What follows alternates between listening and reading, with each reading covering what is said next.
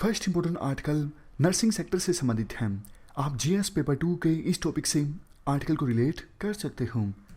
ये सारे एस्पेक्ट्स हम कवर करेंगे इस आर्टिकल के डिस्कशन में। सबसे पहले बात करते हैं कंटेक्स्ट की। देखो, यूएन के द्वारा 2020 के साल को international year of the nurse and midwife के रूप में डेजिग्नेट किया गया है। मिडवाइफ का काम क्या होता है? देखो, बच्चे के जन्म के दौरान मदर्स और न्यू बॉर्न बेबीज़ की केयर करना, उनकी देखरेख करना काम होता है मिडवाइफ्स का। देखो, अगर इंडिया में यूनिवर्सल हेल्थ कवरेज को अचीव करना है, मतलब ये इंश्योर करना है कि हर एक पर्सन को बेसिक हेल्थ की फैसिलिटी अवेलेबल हो, वो इसे अवेल कर सकें, तो ये इंश्योर करने में नर्सेज और मिडवाइफ्स का रोल काफ़ी अहम होने वाला है। अगर बात करें हमारे देश में नर्सिंग सेक्टर की, देखो टोटल जितनी वर्कफोर्स है लोग सेक्टर में, उसमें से 2/3 तो नर्सिंग है, मतलब या तो नर्सिस हैं या फिर मिडवाइफ्स हैं। और हमारे देश में 1000 लोगों के पीछे 1.7 नर्सिस हैं, जबकि कम है ये। WHO ने जो नॉर्म तय किया है उससे 43% कम है हमारे देश में नर्सिस की संख्या। तो WHO के द्वारा तय किए गए नॉर्म को फुलफिल करने के लिए हमारे देश में 24 लाख नर्सिस की आवश्यकता है। बट फिलहाल देखो, नर्सिस का जो सेक्टर है, ये नर्सिंग सेक्टर है, ये बहुत सारे चैलेंजेस से जूझ रहा है, जैसे poor quality of training, inequitable distribution, मतलब कहीं पर नर्सिस ज़्यादा हैं, कहीं पर कम हैं, कोई स्टैंडर्ड प्रैक्टिसेस नहीं है नर्सिस के लिए। तो ये सारे चैलेंजेस हैं। अब इनको हम एक एक करके डिस्कस करते हैं। वैसे ओवरऑल आप ये बड़ी पिक्चर देख सकते हो, मतलब ये जो स्लाइड है ये रिवीजन के लिए अच्छी है। डिटेल से हम एक एक करके डिस्कस करते हैं। सबसे पहला जो इशू है वो है regulation issue with respect to institutes. देखो, हमारे देश में काफ़ी सारे सर्टिफिकेट कोर्सेज हैं नर्सिस के लिए, डिप्लोमा कोर्सेज हैं, डिग्री प्रोग्राम्स हैं, बट इनका रेगुलेशन काफ़ी ज़्यादा वीक है।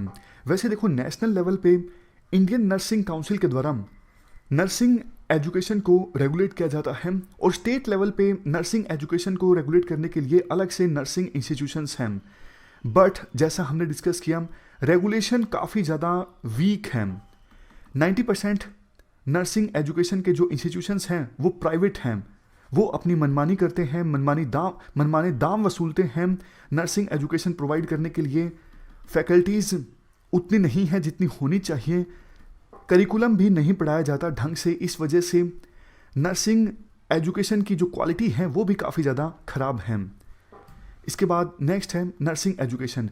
देखो, इन इंस्टीट्यूशंस में नर्सिंग एजुकेशन के जो इंस्टीट्यूशंस हैं वहाँ पे जो नर्सिंग एजुकेशन दी जाती है वो काफ़ी आउटडेटेड है।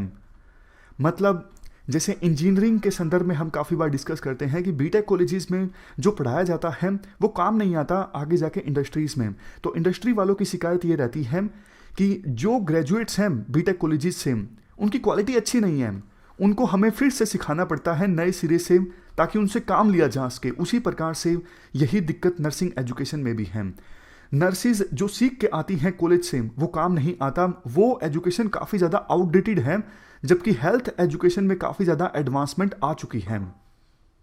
इवन देखो, इससे भी ज़्यादा अब होना तो ये चाहिए ना, कोई नर्स डिप्लोमा करती है तो उसके बाद डिग्री में वो जो कुछ भी सीखे उसमें एक इंटीग्रेशन होना चाहिए। मतलब डिप्लोमा में आपने जो चीज़ सीखी वही चीज़ हायर लेवल पर डिग्री में आनी चाहिए। एक सिंक्रोनाइजेशन तो होना चाहिए ना डिप्लोमा प्रोग्राम में और डिग्री प्रोग्राम में। क्या ऐसा है नर्सिंग एजुकेशन में? बिल्कुल भी नहीं। मतलब डिप्लोमा में कुछ अलग ही सिखाया जाता है, डिग्री में कुछ अलग ही सिखाया जाता है, दोनों के बीच में सिंक्रोनाइजेशन नहीं है। नेक्स्ट है concentration of nursing institutes in south India. वैसे तो देखो, हमारे देश में काफ़ी सारे नर्सिंग इंस्टीट्यूशंस हैं, बट ज़्यादातर साउथ इंडिया में हैं। 62% हमारे देश में जो नर्सिस के लिए इंस्टीट्यूशंस हैं, मतलब नर्स बनाने के लिए, वो साउथ इंडिया में हैं। मतलब कहीं पर ज़्यादा नर्सिंग इंस्टीट्यूशंस हैं, कहीं पर कम हैं। इसके बाद next point, less demand for post graduate courses. देखो, पोस्ट ग्रेजुएट के कोर्सेज तो काफ़ी अवेलेबल हैं अलग अलग नर्सिंग एजुकेशन के इंस्टीट्यूशंस में, बट उनकी डिमांड नहीं है। डिमांड क्यों नहीं है उसका भी एक रीज़न है। देखो, हॉस्पिटल्स के द्वारा पोस्ट ग्रेजुएट नर्सिस की क्वालिफिकेशन को इतना एक्नॉलेज नहीं किया जाता। अब देखो, 2 नर्सिस हैं, एक ने डिप्लोमा कर रखा है, एक ने पोस्ट ग्रेजुएट डिप्लोमा कर रखा है या फिर पोस्ट ग्रेजुएट कोर्स कर रखा है। दोनों को अगर सेम पे की दी जाएगी और हायर क्वालिफिकेशन को अगर हॉस्पिटल के द्वारा एक्नॉलेज ही नहीं किया जाता, कम ही सैलरी दी जाती है, फिर आप बताओ कौन सी नर्स फिर पोस्ट ग्रेजुएट कोर्स करेगी। इसी से निकल के आता है अगला point, lack of job differentiation, कि अलग अलग क्वालिफिकेशन को आइडेंटिफाई नहीं किया जाता, इसलिए वो नर्सेज जिन्होंने हायर क्वालिफिकेशन हासिल की हैं वो देखो या तो विदेश में चली जाती हैं जहां पर हायर क्वालिफिकेशन को एक्नोलेज किया जाता है कि भैया आपने पोस्ट ग्रेजुएट कोर्स किया है इसलिए आपको ज़्यादा सैलरी मिलेगी। इंडिया में ऐसा होता नहीं है, इसलिए वो नर्सेज जिन्होंने पोस्ट ग्रेजुएट कोर्सेज किए हैं, हायर क्वालिफिकेशन हासिल की है, या तो वो विदेश चली जाती हैं या फिर एजुकेशन की तरफ चली जाती हैं, फिर वो नर्सिंग सेक्टर में रहती नहीं हैं। और देखो इससे भी ज़्यादा कई सारे छोटे हॉस्पिटल्स जहाँ पर बेड्स की संख्या 50 से कम है, वहाँ पे क्या होता है, वहाँ पे देखो जिन्होंने इवन नर्सिंग एजुकेशन का डिप्लोमा भी हासिल नहीं किया होता है, मतलब जिनके पास कोई डिप्लोमा डिग्री नहीं है, उनको भी 3 से 6 महीने की थोड़ा सा कोर्स करवाया जाता है हॉस्पिटल में ही और बाद में कम पे में काम करवाया जाता है। उसके बाद नेक्स्ट है अनरेगुलेटेड नर्सिंग प्रैक्टिस।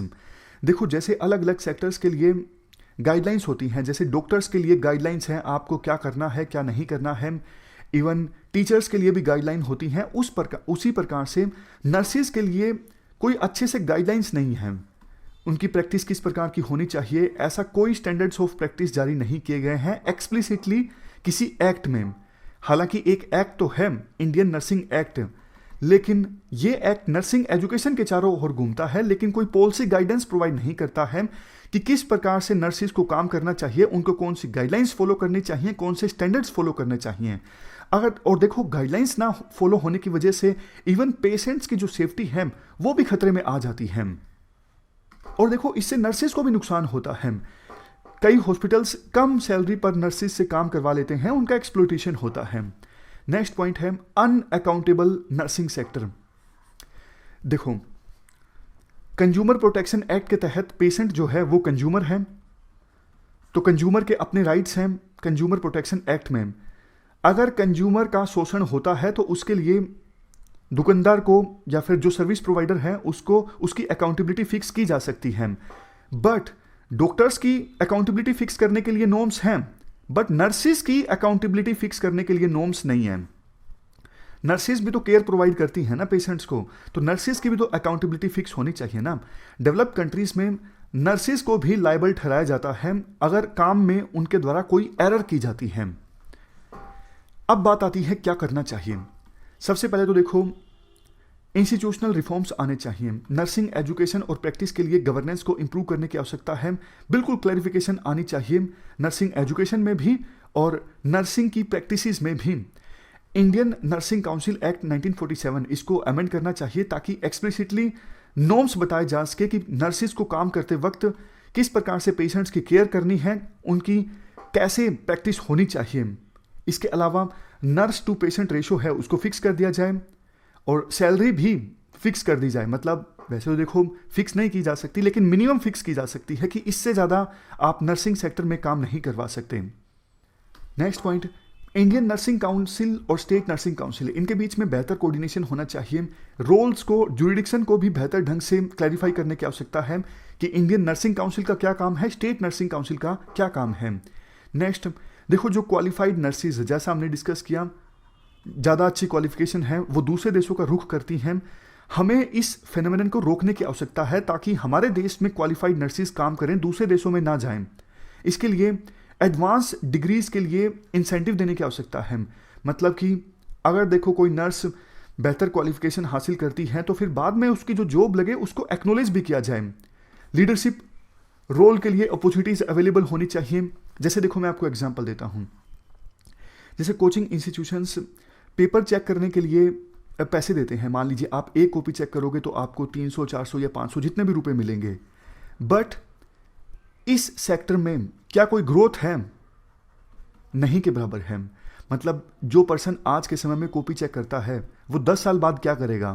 क्या कॉपी ही चेक करता रहेगा? मतलब ग्रोथ क्या हुई?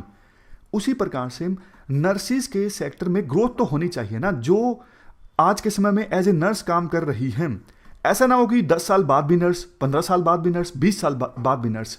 लीडरशिप रोल की भी अपॉर्चुनिटी होनी चाहिए, प्रमोशन का स्कोप होना चाहिए। नेक्स्ट सजेशन, नर्सिस की देखो एक लाइव रजिस्ट्री डेवलप करने की आवश्यकता है ताकि पता लगे हमारे देश में कितनी नर्सिस हैं, किन पोजीशंस पर हैं और अपॉर्चुनिटीज़ क्या क्या अवेलेबल हैं, ताकि एक डिमांड एंड सप्लाई गैप को टैकल किया जा सके। ऐसा ना हो कि कहीं कहीं पर कम नर्सिस हैं, कहीं पर ज़्यादा हैं, कहीं पर कमी है, कहीं पर, मतलब समझ गए ना जो कहना चाहता हूँ। उसके बाद नेक्स्ट, पब्लिक प्राइवेट पार्टनरशिप को प्रमोट करने की आवश्यकता है प्राइवेट नर्सिंग स्कूल्स या फिर कॉलेजेस में और पब्लिक हेल्थ फैसिलिटीज़ में। नीति आयोग ने देखो एक फ्रेमवर्क डेवलप किया था पब्लिक प्राइवेट पार्टनरशिप के लिए मेडिकल एजुकेशन में, तो उसी फ्रेमवर्क को नर्सिंग सेक्टर में अप्लाई करने की आवश्यकता है। हाल ही में वैसे गवर्नमेंट ने भी अनाउंस किया था कि ऐसे प्रोजेक्ट्स को सपोर्ट किया जाएगा सरकार के द्वारा वायबिलिटी गैप फंडिंग मैकेनिज्म की सहायता से। ये एक ऐसा मैकेनिज्म होता है जिसमें देखो गवर्नमेंट के द्वारा सपोर्ट किया जाता है सरकार के द्वारा फाइनेंशियली उन प्रोजेक्ट्स को जिनके बारे में सरकार को ये लगता है ये प्रोजेक्ट्स अच्छे हैं, प्रोजेक्ट्स अगर डेवलप होंगे तो पब्लिक को फ़ायदा होगा, लेकिन अभी फ़िलहाल इन प्रोजेक्ट्स में पैसों की कमी है तो हम थोड़ा सा सपोर्ट प्रोवाइड कर देते हैं। नेक्स्ट सजेशन, नर्सिंग सेक्टर में एंट्री करने के लिए, मतलब नर्स बनने के लिए एक कॉमन एंट्रेंस एग्ज़ाम होना चाहिए। और जैसे देखो एमबीबीएस जो लोग करते हैं, मतलब जो स्टूडेंट्स एमबीबीएस करते हैं, प्रैक्टिस करने से पहले उनका एक एग्जिट एग्ज़ाम होता है, उसी प्रकार से एक नेशनल लाइसेंस एग्जिट एग्ज़ाम होना चाहिए नर्सिस के लिए भी प्रैक्टिस करने से पहले, और समय समय पर लाइसेंस को रिव्यू किया जाए इस आधार पर कि उन्होंने कंटिन्यूसली नर्सिंग एजुकेशन को हासिल किया है क्या नहीं किया है, मतलब बदलते ज़माने के अनुसार क्या उन्होंने अपने आप से सीखा है या फिर नहीं सीखा है।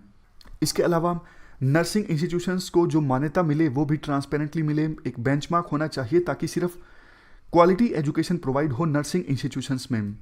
लास्ट में कंक्लूजन में कहा जाता है, देखो आज के समय में नर्सिस का जो स्टेटस है वो इतना हाई नहीं है हेल्थ केयर प्रोफेशनल्स की हायरार्की में, तो nursing as a career option अब अपनी अपील जो है वो खो चुका है। बिल अभी पेंडिंग है, national nursing and midwifery commission bill. Hope ये की जाती है जो इश्यूज हमने इस आर्टिकल में डिस्कस किए उनमें से कुछ इश्यूज को एड्रेस किया जाता है इस बिल में। अदरवाइज देखो आज के समय में हमें जितनी नर्सिस की आवश्यकता है और क्वालिटी नर्सिस की आवश्यकता है वो अवेलेबल नहीं है, और कोविड-19 के समय तो नर्सिस की और भी ज़्यादा हमें आवश्यकता है। तो ये पूरा आर्टिकल डिस्कस किया, चलते हैं आगे।